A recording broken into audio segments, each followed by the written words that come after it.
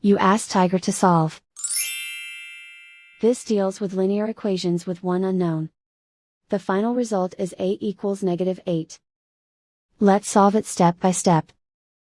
Simplify the expression. Expand the parentheses.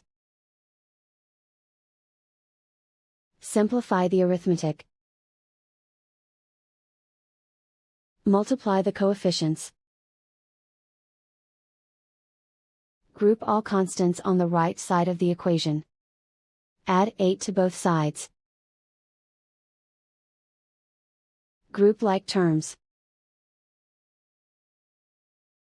Simplify the arithmetic.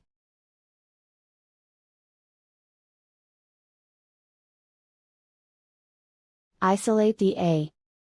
Divide both sides by 24. Simplify the fraction.